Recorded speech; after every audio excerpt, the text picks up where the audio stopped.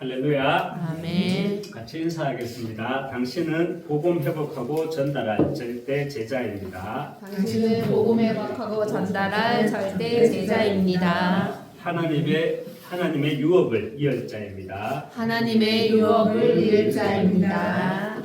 예, 오늘 첫 예배로 우리 강민덕 집사님 또 이제 박주선 권사님 지금까지는 수요 예배 일에 인도받아 주시다가 오늘부터 우리 저희들과 함께 언약의 여정을 가기 위해서 주일 예배에 참석하게 되었습니다.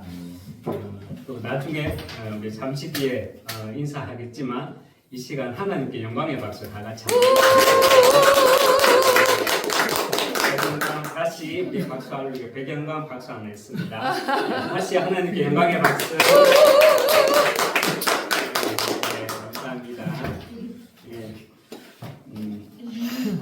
제가 의도적으로 이렇게 제목을 지었지 않았거든요. 이제 저는 이제 설교 제목이 이제 월요일 날 이제 주일 날 다음에 월요일 날 주일 제목이 원래 나오거든요. 그런데 이제 수요일 날 수요 예배 오셔서 이렇게 또 권사님 또 집사님 말씀 인도 받겠다고 영답 받았다고 말씀 주시길래 그렇구나 참 감사하면서 마치 또 제목이 제자의 길이 우리가 함께 언약의 여정 그 제자의 길을 가는 우리 팀이 될 수 있도록 하나님 보시기에 세상에서 가장 강하고 가장 멋있고 하나님 보시기에 가장 또 주역되는 그 응답들을 받아 나가는 우리 팀이 될 수 있도록 전도자 될 수 있도록 주님 이름으로 축원합니다. 네, 우리가 왜 제자는 어떤 사람이 제자다, 어떠한 사람이 제자다 이렇게 말을 하잖아요. 저는 이번 한 주간 제자에 대해서 이렇게 묵상하는데 제게 오는 감동이 있더라고요. 제자란 어떤 사람이 제자냐? 말씀을 약속으로 붙잡는 자가 제자다라고 이렇게 한 주간 제 마음속에 감동이 오고 묵상되어지더라고요. 예전에 여러분들도 한번 그런 기억이 있을지 모르겠는데 저는 예전에 이제 해수욕장에 피서도 안 갔으면서 그냥 이제 9월달이 오고 8월 말이 되면 이제 해수욕장들이 이제 8월 말이 되면 이제 폐장을 하잖아요. 그 해수욕장이 폐장하는 모습을 보면 괜히 마음 한구석에 이렇게 텅 빈 것처럼 우려지더라고요. 제가 뭐 그때 어디 해수욕장 간다고 그 바다에 피서 간 적도 없는데 그냥 뉴스에서 어떤 뉴스를 본다든지 그러면 폐장하는 모습을 보면 제 마음이 한구석에 이렇게 텅 비는 것 같아요.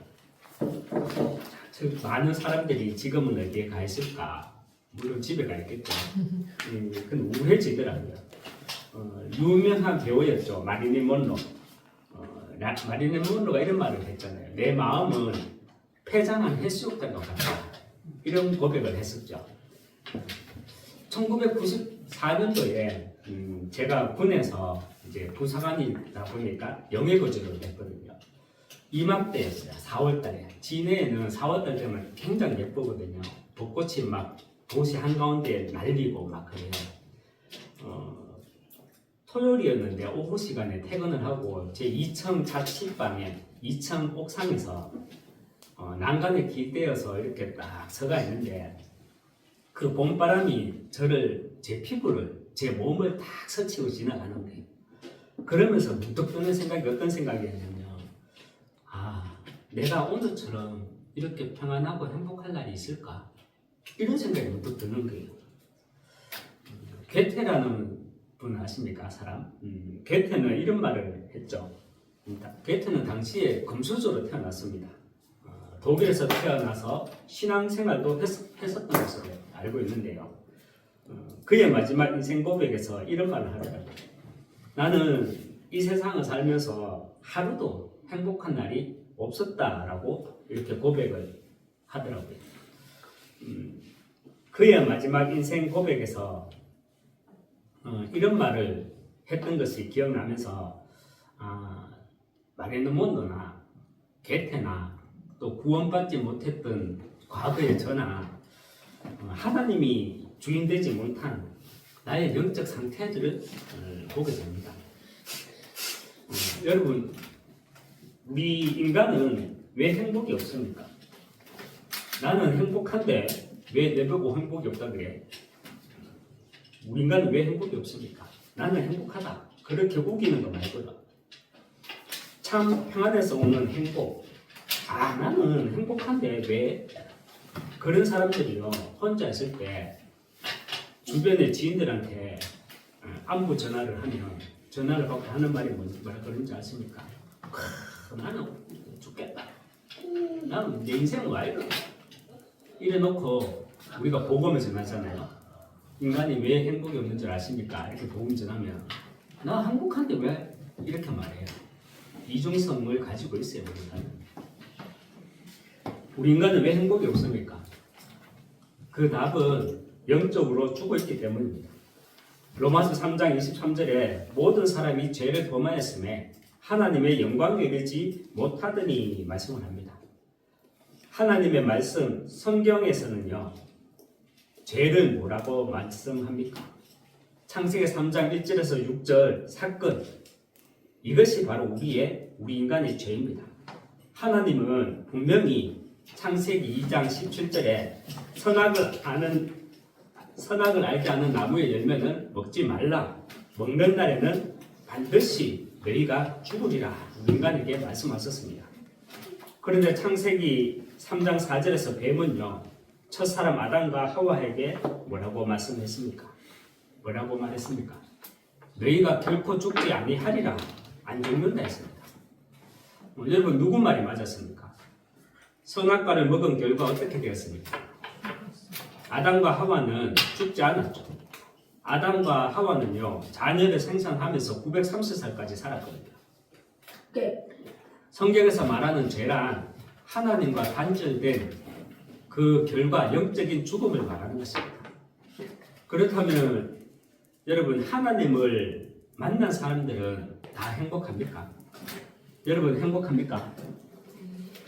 모든 사람이 죄를 범하였음에 하나님의 영광을 이루지 못하더니 죄란 하나님과 단절된 것을 말하고요. 또 영광을 이루지 못하더니 했을 때 영광이라는 말은 헬라어로 도케어입니다. 영광이라는 말이 성경에 여러 번 나오지만 로마서 3장 23절에서 말하는 그 영광이라는 말은요, 헬라어로 도케어를 사용하고 있습니다. 죄로 인해서 하나님과 단절된 결과 볼 것을 보지 못하는 영적 상태를 도케어, 영광이라고 말합니다. 영광에 이르지 못한다는 것입니다. 우리 모든 인간은 죄의 결과 하나님과 단절되면서 영적으로 죽었습니다. 그래서 참 평안에서 오는 행복이 없는 것입니다. 그리고 나는 하나님을 만났는데 하나님 자녀인데 나는 왜 행복이 없는가? 우리가 행복이 없는 이유는요, 하나님을 만났지만 내게 참 평안이 없는 거거든요. 하나님을 만났지만 내게 은혜가 없는 날은 어떤 날이냐? 볼 것을 보지 못하는 영적 상태, 영적 빈곤 속에 있으면 신분과 권세를 우리는 누리지 못하게 됩니다. 지난 수요 설교 때 우리 집사람이 수요 설교를 마치고 집에 가는데 제보고 하는 말이 다른 때보다 메시지에 힘이 있다 그러더라고요. 지난주에 이제 제가 설교 때도 말했지만 지역을 분석하다가 거제 지역에서 가장 높은 지역 가운데 한 곳이죠. 거제대학교. 그 학교 앞에는 팔각등 위에 용의 형상을 세워지는 것을 본 거예요. 그런 현장을 보니까 왜 사람들이 거제가 자살률 1위라고 그럴까? 왜 매스컴에 보면 거제가 우울증 1위라고 그랬는지 그 현장에 대한 분석이 되어지더라고요. 거제 지역에 자살률이 많고 우울증을 앓고 있는 사람이 많고 또 특별히 대구는 인구가 240만 정도 돼서 잘 안 보이는지 모르겠는데 거제에 오니까 또 자폐자가 굉장히 많아요. 지난주에도 또 제 집에서 또 자폐아를 봤거든요. 청년이 우리 옆동에 옆라인에, 그리고 우리 집에 바로 밑에도 또 이제 자폐아가 있어요. 참 자폐아가 왜 그렇게 많지? 이런 생각이 되어졌거든요. 우리가 볼 것을 보게 되니까 제가 수요 예배 때 집사람이 이렇게 말을 했지만 제가 속으로 되어졌던 생각이 정말 내가 볼 것을 보게 되니까 이 현장에서 이 현장에 거제 현장에 와서 다시금 내 신분이 확인되고 권세를 누리게 되더라고요. 내 신분이 확인되는 만큼 여러분 우리는 행복해지고요. 권세를 누리는 만큼 뭐가 생기는 줄 아십니까? 당신 오늘 메시지 힘이 있대. 권세를 누리는 만큼 영권이 생깁니다. 죄로 인해 하나님과 단절된 내가 그리스도로 구원은 받았지만 우리가 구원은 받아놓고 볼 것을 보지 못하는 영적 상태가 되면 영적 빈곤 속에 있게 됩니다. 우리가 주변에 시험을 당하거나 또 문제 가운데 있는 사람에게 우리가 하는 말이 뭡니까? 김집사, 김권사, 복음 누리라, 속지 마라 이런 말을 많이 하잖아요. 그 말이 무슨 의미입니까? 정확한 의미는 이런 말입니다. 이런 의미가 되어야 합니다. 힘내라 이게 아니라 사실과 진실을 말하는 것이 아니라 사실과 진실 속에 감추어진 영적인 사실을 봐라. 이 말이 되어야 합니다. 사실과 진실을 말하는 것이 아니라 우리는 그 다음 것을 볼 수 있어야 한다는 말입니다. 사실이 무엇입니까?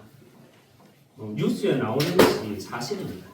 지난주에도 어느 한 의원이 자살을 했죠. 사실이잖아요. 하지만 사실 뒤에 감추어진 진실이 있을 겁니다. 우리가 알지 못하는, 우리가 매스컴으로 방송되지 못하는 그 진실도 있을 겁니다. 뭐냐? 다 정치 싸움입니다. 다 이권 싸움입니다. 나 중심과 모든 걸 생각하는 것처럼 포장하는 집단 이기주의, 이것이 사실 뒤에 감추어진 진실입니다. 하지만 우리는 사실과 진실 뒤에 감추어진 영적 사실을 볼 수 있어야 합니다. 영적 사실이 무엇입니까? 베드로전서 5장 8절에 건신하라 깨어라 너희 대적 마귀가 우는 사자같이 두루 다니며 삼킬 자를 창단히 했습니다. 그 의원도 기독교인이잖아요. 근데 교회에 가서 간증도 몇 번 하더라고요. 내가 영적 빈곤에 빠지면 속게 됩니다. 속게 되면 사실과 진실은 더 잘 보여요. 아담과 하와가 선악과 먹고 난 뒤 어떻게 되었다고요? 눈이 밝아졌다는 거죠. 우리가 영적 빈곤에 빠지면 오히려 사실과 진실은 더 잘 보인다니까요. 내가 영적 빈곤에 빠지면 사실과 진실 뒤에 감추어진 영적 사실, 그 볼 것을 보지 못하는 영적 상태에 빠지게 됩니다.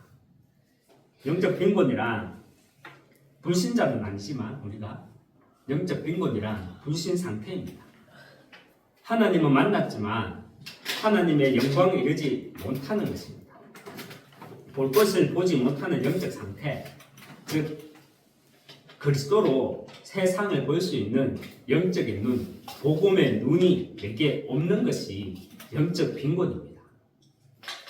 그렇다면 왜 우리는 사실과 진실 뒤에 감추어진 영적 사실을 보지 못하는 영적 빈곤이 찾아오는 것입니까? 신앙의 본질에서 내가 멀어지는 만큼 우리는 영적 빈곤이 내게 찾아오는 것입니다. 신앙의 본질이 무엇입니까? 요한복음 20장 31절에 오직 이것을 기록함은 너희로 예수께서 하나님의 아들 그리스도이심을 믿게 하려 함이요 너희로 믿고 그 이름을 힘입어 생명을 얻게 하려 함이니라 말씀합니다. 신앙의 본질은 그리스도로 내가 생명을 얻는 것입니다. 또 신앙의 본질은 무엇입니까? 마태복음 28장 18절에서 19절 예수께서 나와 말씀하여 이르시되 하늘과 땅의 모든 권세를 내게 주셨으니 그러므로 너희는 가서 모든 민족을 제자로 삼아 아버지와 아들의 이름으로 성령을 세례를 베풀고 또 신앙의 본질은 우리가 뭐라고 말씀할 수 있냐면 마태복음 28장 18절 19절 우리가 읽었지만 신앙의 본질 위에서 주신 신분과 권세를 누림으로 내가 제자 되고 제자를 세우는 것, 이것이 신앙의 본질입니다. 또 신앙의 본질이 무엇입니까? 사도행전 1장 8절입니다. 오직 성령이 너희에게 임하시면 너희가 권능을 받고 예루살렘과 온 유대와 사마리아와 땅끝까지 이르러 내 증인이 되리라.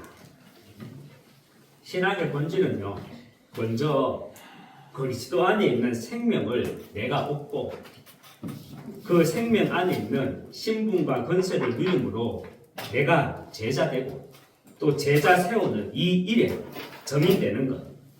요한복음 20장 31절, 마태복음 28장 18절에서 19절, 사도행전 1장 8절, 이것이 신앙의 본질입니다. 창세기 1장 28절에서는 처음부터 하나님은 신앙의 본질에 대해서 말씀하였지 않습니까? 창세기 1장 28절이 무슨 말씀입니까? 하나님이 그들에게 복을 주시며, 하나님이 그들에게 복을 주시며, 하나님이 그들에게 이르시되 생육하고 번성하여 땅에 충만하라, 땅을 정복하라, 모든 생물을 다스리라, 생명을 다스려라 말씀하셨습니다. 창세기 1장 28절에서 말하는 복은 히브리어로 바라크입니다. 바라크는 무릎을 꿇다는 의미거든요. 그래서 원어대로 해석하면 이런 말이 됩니다. 하나님이 그들에게 복을 주시며 하나님이 나에게 무릎을 꿇고 생육하고 번성하고 충만해서 정복하고 다스려라 말씀하시는 겁니다. 하나님이 나한테 무릎을 꿇고 제발 좀 전도하고 선교해라 이런 것이 아니라, 복이라는 바라크, 이 말은 우리가 그렇게 간단한 말이 아니라 많은 묵상이 필요한 단어가 바라크, 무릎을 꿇다라는 말입니다. 제발 전도 좀 해라, 제발 좀 선교 좀 해라. 하나님이 나한테 무릎을 꿇는 게 아니라, 그런 의미의 무릎이 아니라, 무릎을 여러분 어디에 꿇습니까? 가장 낮은 땅에 꿇죠. 성경에서 땅은 우리 인생을 말합니다. 맞죠? 우리 인생을 비유해서 말하는 것이 땅입니다. 하나님은 우리 인생을 위해서 가장 낮은 자세로 무릎을 꿇었다 라는 말은 바로 십자가 사건을 말씀하시는 것입니다. 십자가에서 죽으시고 부활하심으로 그리스도의 일을 완성하시고, 내게 십자가를 통한 그리스도 안에 있는 그 신분과 권세를 가지고 생육하고 번성하여 땅에 충만하라, 정복하고 다스리라 하는 것입니다. 이것이 복이고, 하나님은 창세기 1장 28절에서 처음부터 신앙의 본질에 대해서 말씀하셨습니다. 영적 빈곤이란 우리가 불신자는 아니지만 불신 상태입니다. 하나님은 만났지만 하나님의 영광에 이르지 못하는 것입니다. 다시 말하면 볼 것을 보지 못하는 영적 상태, 아담과 하와처럼 하나님 말씀을 떠난 결과 눈이 밝아진 것처럼 우리 또한 볼 것을 보지 못하는 영적 상태, 즉 그리스도로 세상을 볼 수 있는 그 영적인 눈, 복음의 눈이 내게 없는 것이 영적 빈곤입니다. 그렇다면 왜 우리는 사실과 진실에 감추어진 그 영적 사실을 보지 못하는 영적 빈곤이 찾아오는 것입니까? 우리가 말했었죠. 신앙의 본질에서 내가 멀어지는 만큼 영적 빈곤이 찾아오는 것입니다. 우리의 행복은, 우리의 힘은 세상 것에 있지 않잖아요. 여러분, 적당한 표현은 아니지만요, 저는 목사 세계에서 살아남으려고 합니다. 뭐 적당한 표현은 아니지만 이렇게 표현하고 싶어요. 살아남는다는 다소 가장 강한 표현의 의미는 섞이지 않겠다는 말입니다. 살아남기 위해 내가 바리새인들처럼, 내가 제사장들처럼, 내가 율법의 제사장들처럼, 정치하는 율법의 바리새인들처럼, 또 정치하는 신앙의 본질을 처음 사랑을 잃어버리고 정치를 하는 그 제사장들처럼 신앙의 본질을 놓치지 않고, 그래서 신앙의 본질을 놓치지 않기 위해 현장을 놓치지 않겠다는 말입니다. 여러분, 예수님은 제자들을 통해서 교회를 세우기 이전에 지역마다 다니면서 하셨던 첫 사역은 무엇이었습니까? 예수님의 첫 사역. 예수님은 마가복음 1장에서요 나병 환자를 고치시고요, 마가복음 2장에서는 중풍 환자를 고치시고요, 마가복음 3장에서는 손 마른 자를 고치시고, 또 5장에 가서는 귀신 들린 자를 고치고, 또 10장에서는 맹인들을 고치시는데요.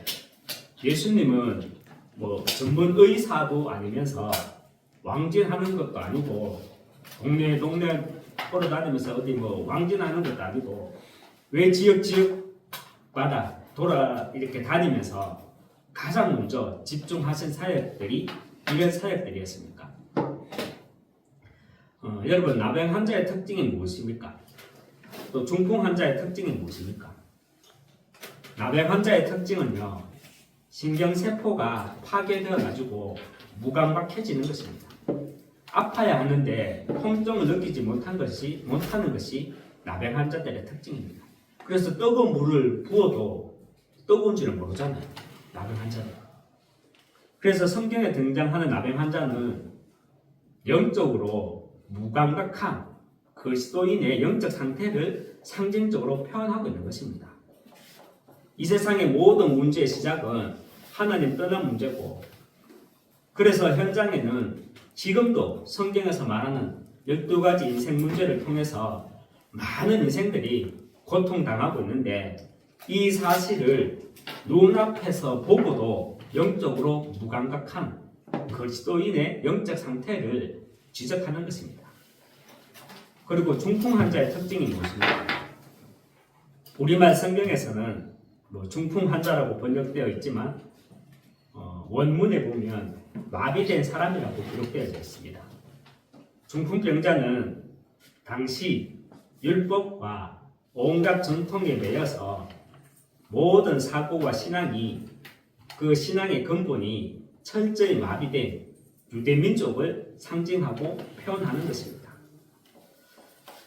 여러분, 성경은요 과거에 머물러 있는 역사책이 아닙니다. 맞죠?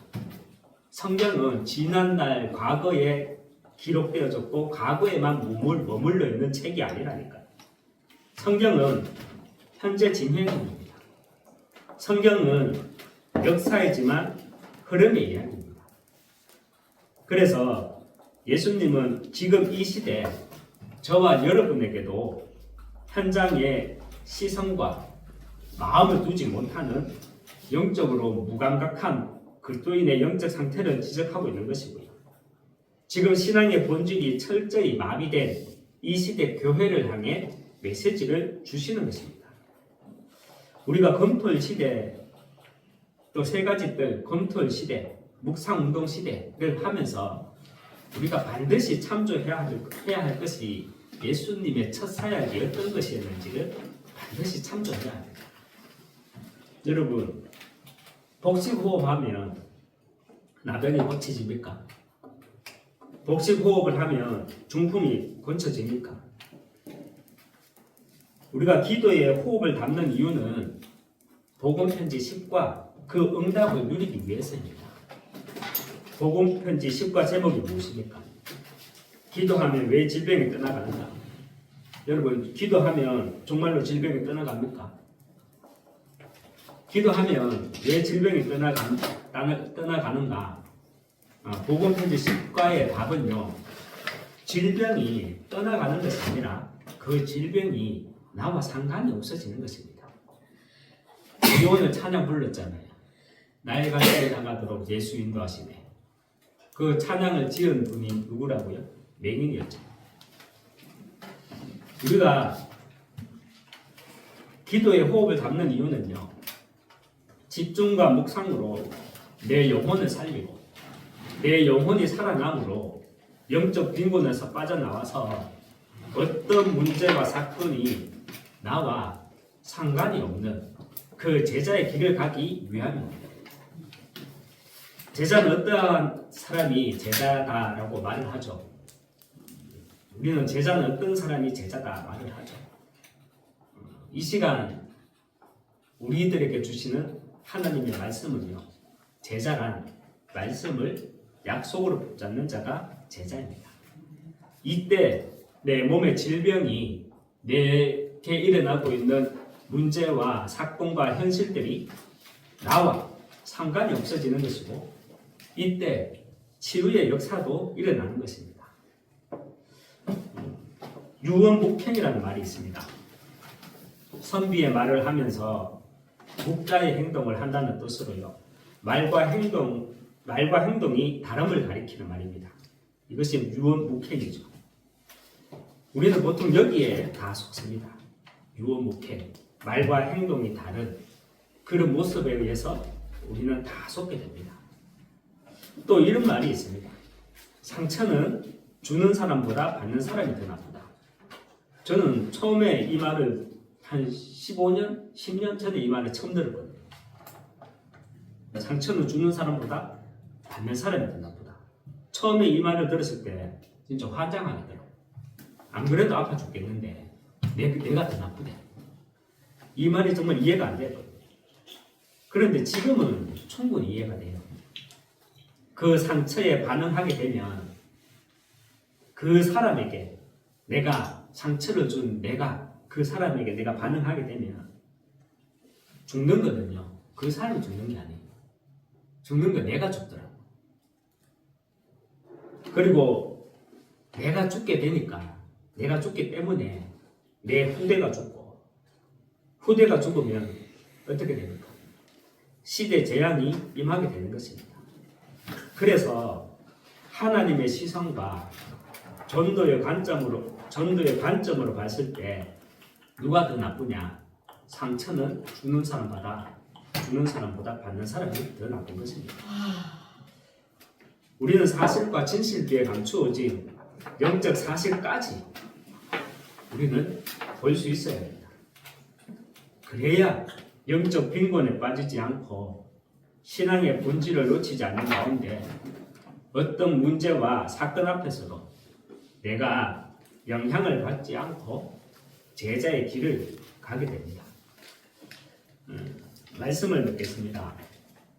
디모데후서 3장 16절에 모든 성경은 하나님의 감동으로 된 것이니 교훈과 책망과 바르게 함과 의로 교육하기에 유익하니 말씀을 합니다.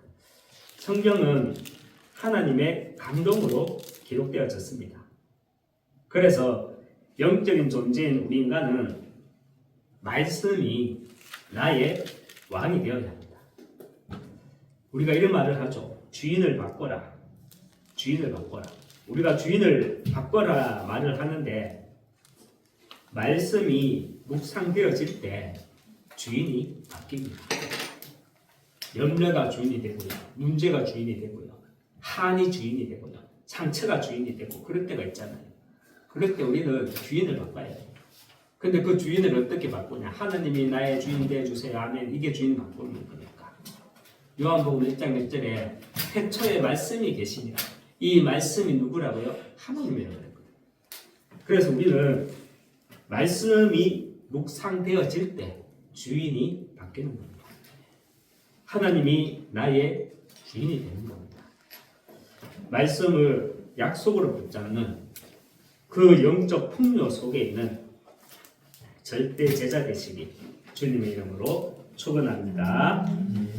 기도하겠습니다. 하나님 아버지 감사합니다. 정말 세상 사람들은 알지 못하고 세상 사람들은 미련하게 보일 수밖에 없는 이 제자의 길이 우리의 제자의 길이라는 것이 어떤 용심이 아니고 어떤 숨은 동기도 아니고 순수하게 하나님 앞에 내게 주신 말씀이 그 말씀을 약속으로 붙잡는 그 제자의 길을 갈 수 있도록 하나님 은혜 주시고 인도하여 주시옵소서.